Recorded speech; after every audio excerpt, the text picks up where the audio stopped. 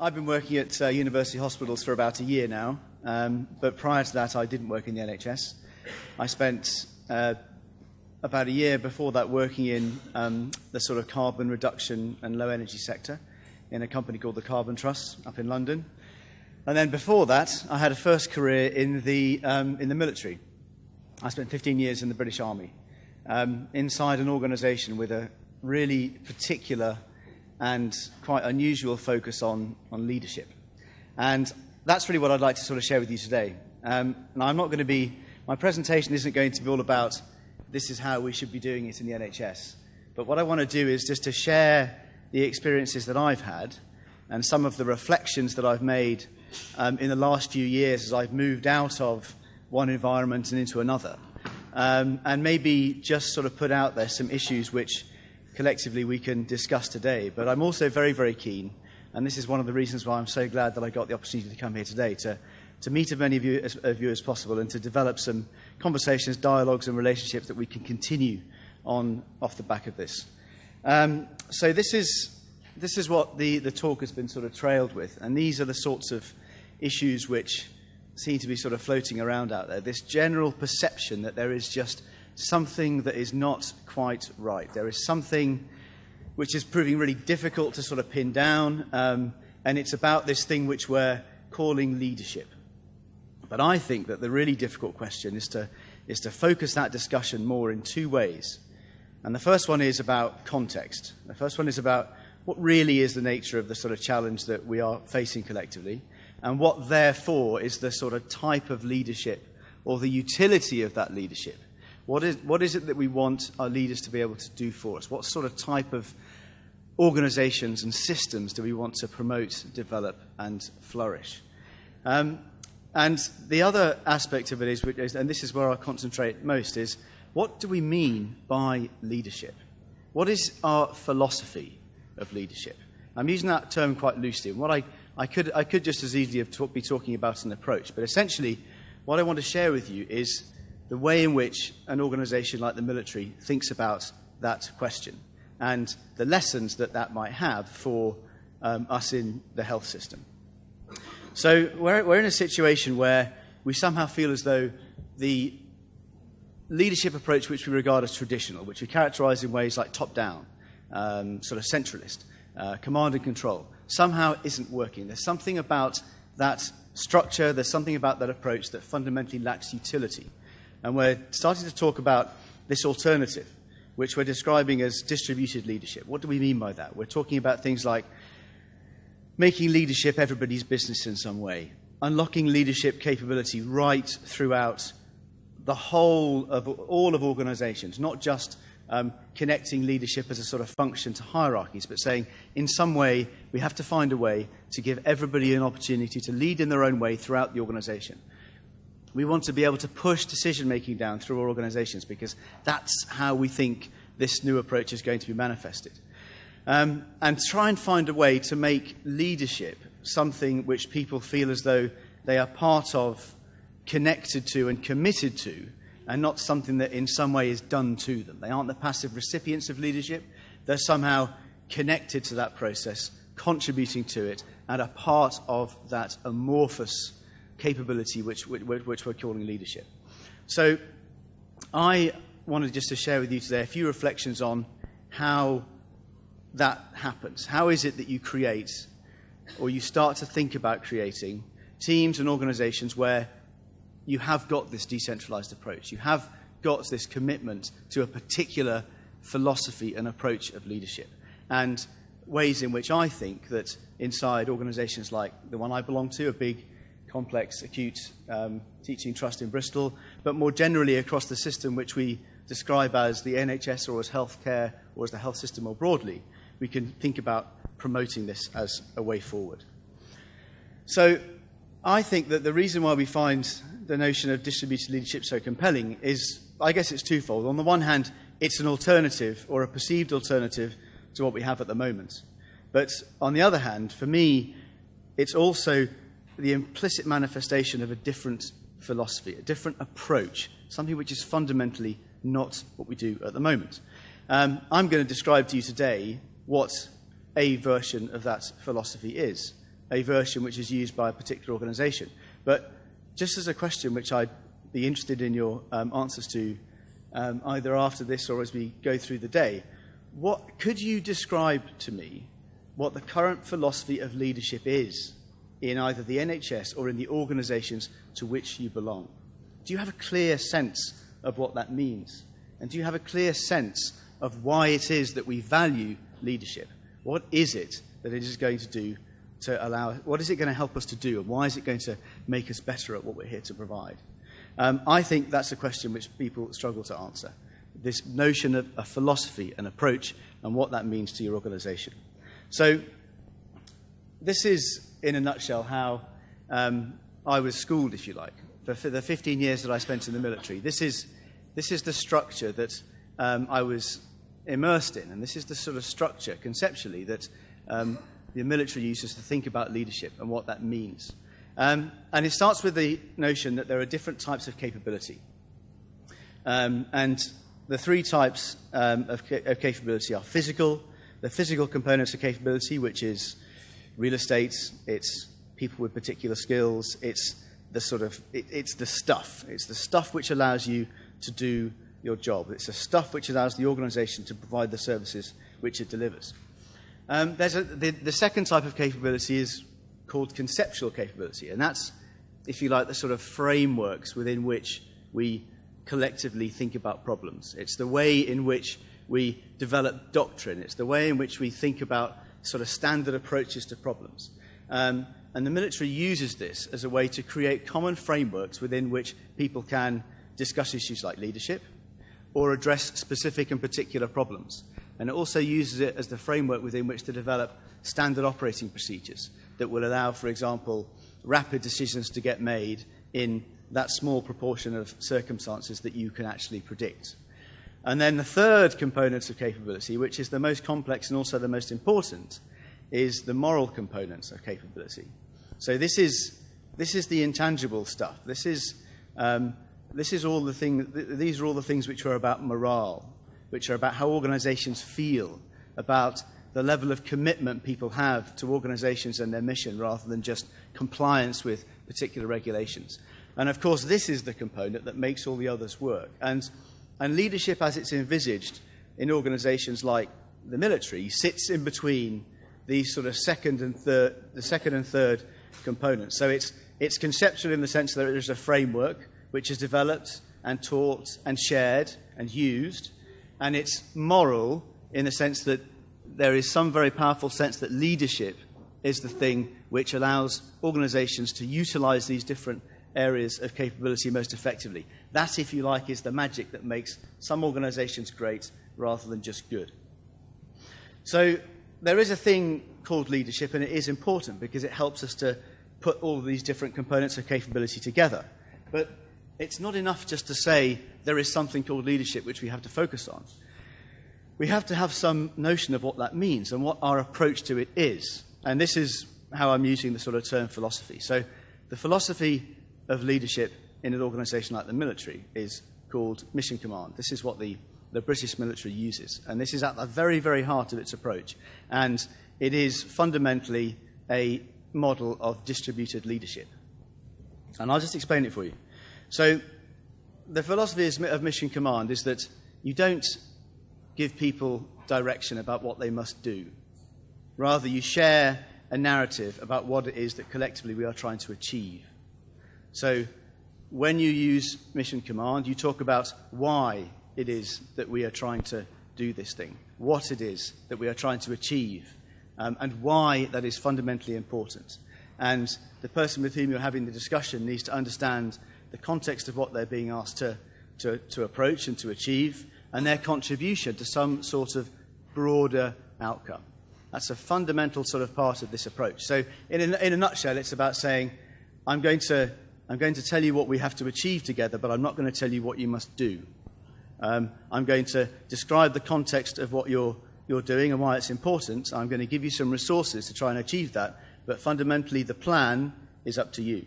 So within certain constraints, this really encourages freedom of action. In fact, it absolutely relies on freedom of action. So in this model and in this approach, initiative is not only encouraged, it's absolutely essential. Because the reason why the military have adopted this approach is that you have to have you want to develop an approach which is resilient and which will still allow people to make decisions and to move forward in circumstances which are extremely difficult to predict and which can change very, very rapidly. So, for example, you lose all communications, you can no longer receive direction from your general. A number of people around you get killed. What happens then? The situation fundamentally changes, and something which you thought you were going to be able to do is now no longer possible. You have to understand what the broader context is, and if you do, you can make decisions about how your specific mission needs to change without going back to all these different layers of governance, of authority, of hierarchy. So fundamentally, this is about creating teams and leadership of teams that make good decisions in rapidly moving environments characterized by lack of certainty. And I would ask you, does that sound familiar? Is that something which you recognize? Because, I think that this general problem is one that we all face. Rapidly moving and uncertain environments, whether that's a surgical team or it's the chief executive of a trust. And finding a framework that allows you to understand the broader context of what you're trying to achieve and encourages an approach to leadership which is all about initiative and devolved decision-making and autonomy within constraints is a fundamental way in which you can approach this challenge, I think. So that's something I think that's worth reflecting on, and whether that notion of building this capability into our organizations is something which we should think about doing inside the health system. So this is kind of what I think I've learned in the course of my initial career in the military, and then as I've reflected on the different environments that I've worked in as I've moved away from that very, very sort of structured environment. And I think that these are the things that seem to me to be important. If you want to build teams and ultimately organizations that are characterized by this approach and can operate in this way, then you need a number of things. I think you do need to have a shared approach. You do need to have some sort of philosophy of leadership.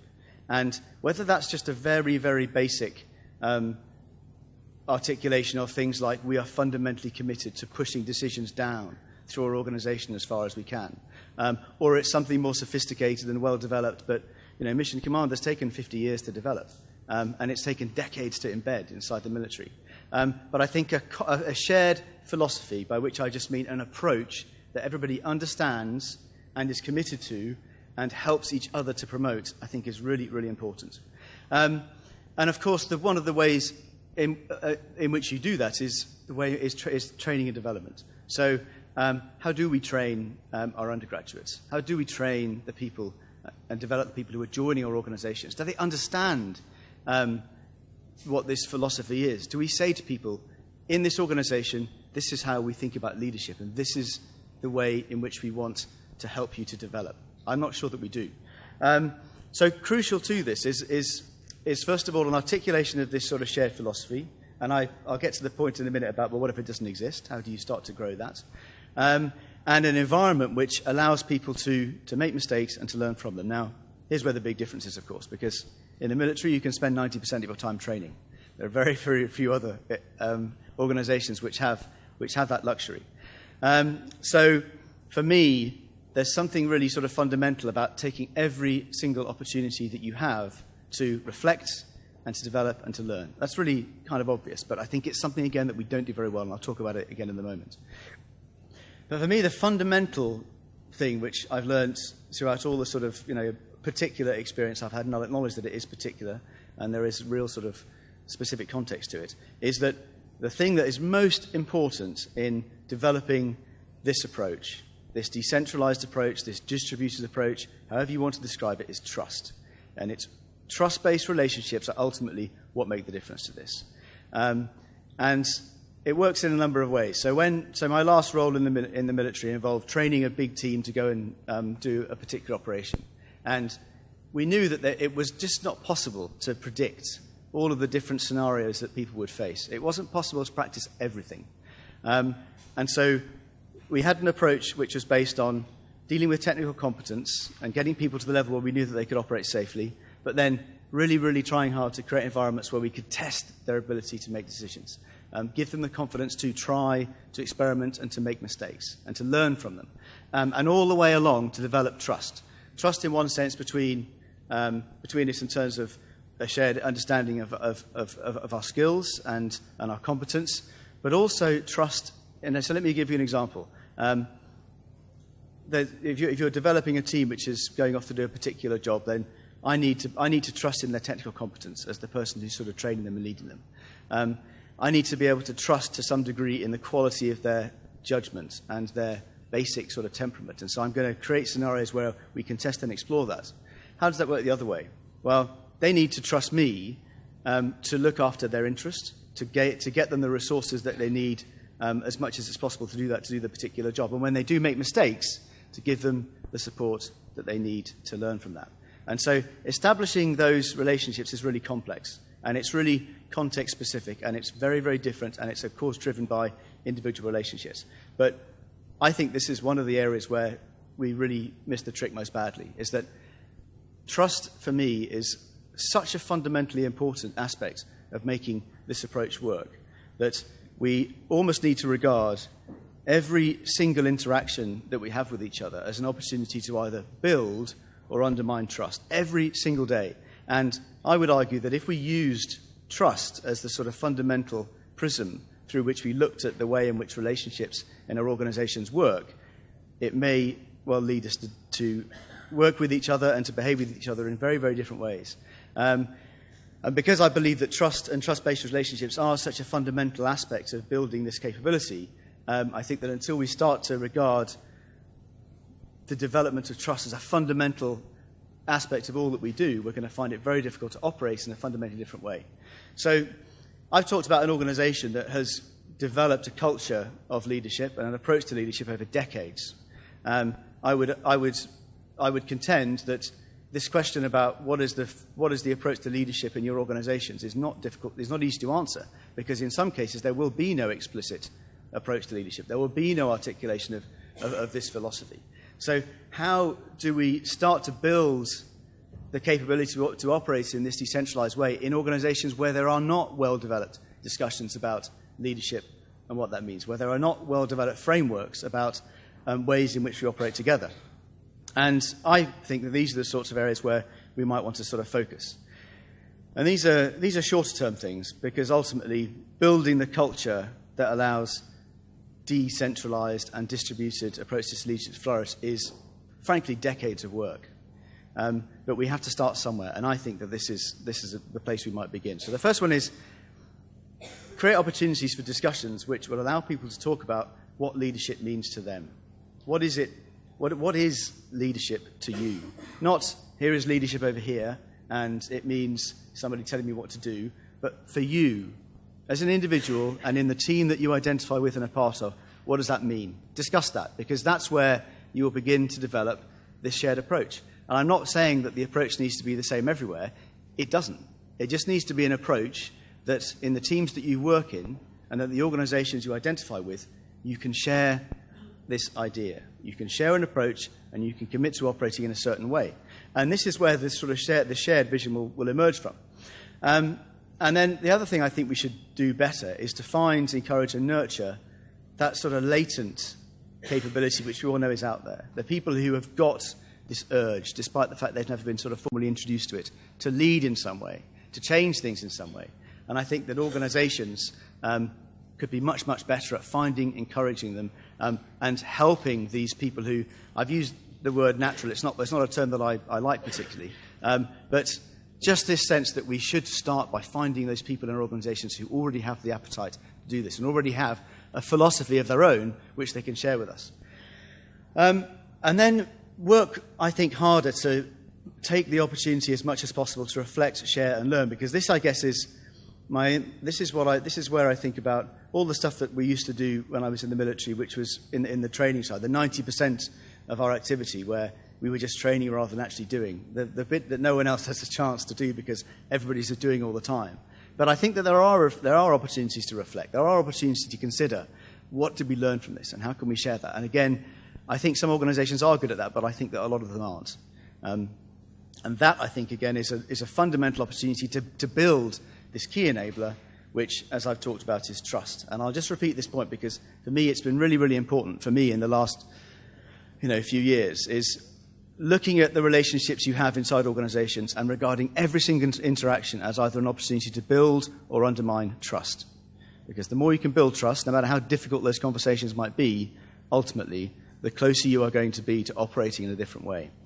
And the other one, which I just wanted to share with you, is I think we should be really a little bit more careful sometimes with our language within health organizations. I've been, frankly, astonished at times by the way in which the language of clinicians and managers and the trust and them and us, it's just become embedded. And it's become embedded in a way which just, I think, sometimes subconsciously just shapes our thinking in a really divisive way. Now, that's just the observation that I've made in the sort of 11 months I've been working inside the health system. But I would just offer that to you because I think language is important. And the more we use language of characterization, sort of passing up the organizations and essentially division, I think the more difficult it is to develop these shared philosophies, which I think are important. So hopefully that will get some discussion going. But all I wanted to do there was really just to share with you the experiences that I've had. And I would want to talk now about, well, if you believe in a distributed approach to things like leadership, then what does that mean in terms of the way in which you develop strategy? And are there ways in which you can start to take the approach of pushing things out and down into the way in which we develop, for example, strategies at system, at trust, or at sort of organizational level? And I think there is. And I have observed in the last sort of year or so that the way in which we, and by which I mean organizations like mine and a few other people that I've had this discussion with, have approached strategy traditionally has been really, really sort of top down. It's been very much about getting a group of sort of, our best brains together to come up with a strategy for the organization that will somehow put out there the guidance that we all need to make sense of this really difficult and complicated world and find ways to sort of line up everything behind it. So we work hard to write a strategy, we produce a strategy, and then we say, right, let's work really, really hard to align our organizations so that we've got all the right directives and committees and structures, and it's all beautifully elegant and it looks great on the sort of, the organogram of the organization. And that feels familiar because that's exactly what I did in the MOD when I worked there. But on the basis of the experiences and discussions that I've had, I would contend that that's an approach which fundamentally lacks utility. And I think that it's an approach which, on the evidence that I've seen, doesn't produce organizations that have really clear senses of direction. I walk around, my trust is a big trust, it's complex, we have around 9 different hospitals, employ 9,000 people, a whole different range of specialities. It's very, very difficult to get a really shared sense of what is the direction of this big organization, which is the trust. Quite easy at the level of the hospital or the surgical team or particular specialities, but so if there is no shared sense of direction and purpose, then what is the utility of this work we've been doing? Why have we been producing this strategy? Related to that, I think there's a fairly obvious disconnection from this process for a lot of people. I don't get the sense that people feel connected to this process that we call strategy development in any meaningful way. A lot of people don't even know that organizations have strategies, and it certainly doesn't. It's certainly something isn't that helps them to make decisions on a day-to-day basis, or which shapes their activity in any way. And also, I would contend that this structural approach to strategy development is also very dangerous when we are faced with a situation characterized by rapid change in the external environment and huge amounts of uncertainty. I worry that if we take this traditional approach, this structural approach, then we're kind of designing in a lack of agility to our organizations. So we've been trying to work on a different way to approach this and trying to develop a framework which, in the same way that we aspire to distribute leadership, is distributing the approach to strategy development and is giving people a framework that they can use to alight on their strategic choices for themselves. And we've chosen to base this framework around networks and a sort of series of questions. So I would contend that the strategic choices that we have at the moment, one way to find a way into discussing them is to ask yourself, what are the networks that you connect to? What are the networks that you're part of? And in a big teaching hospital like mine, I would argue that there's at least three to start with. The first one is the clinical networks that people are part of, either as individuals or as specialities. If you're in the Bristol Eye Hospital, you're an ophthalmologist in that hospital, what does your membership of that network mean to you, and how is it that as an individual, as a surgical team, as a speciality, or as a hospital, you are trying to take that network forward? What is it that you want to do?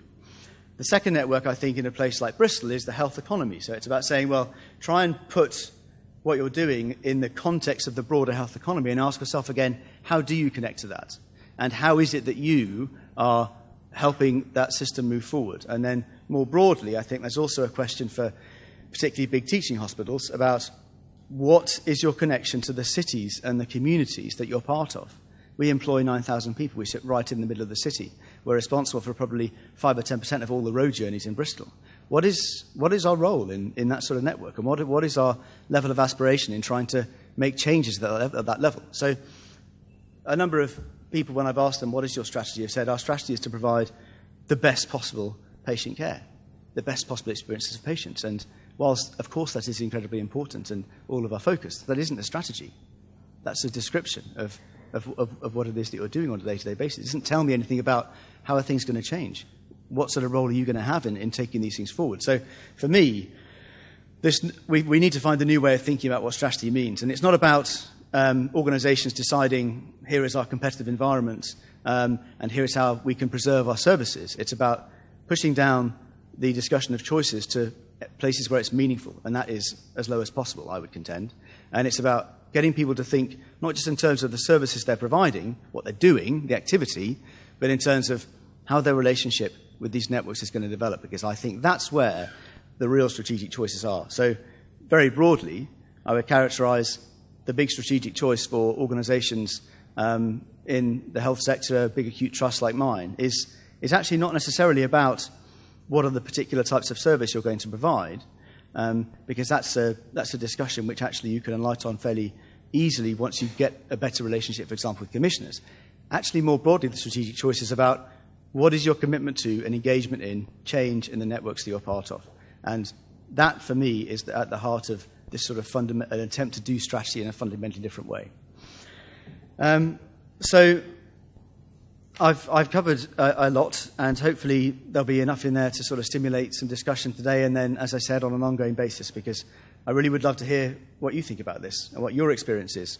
But I think, for me, that sort of there's a number of things which I keep coming back to. The first one is that I think effective leadership begins with a shared understanding of an approach, a philosophy. And unless we have discussions about not just that leadership is important, but what that really means to us and our organisations, and what, therefore, that leadership has to allow us to do, I think we will find it very, very difficult to move forward. I've talked about one particular philosophy, but I've just used that as an example. I'm not contending that that's the way in which all other organisations should work, but I hope I've shared with you my experience of how important that is to the way in which organisations like the military function.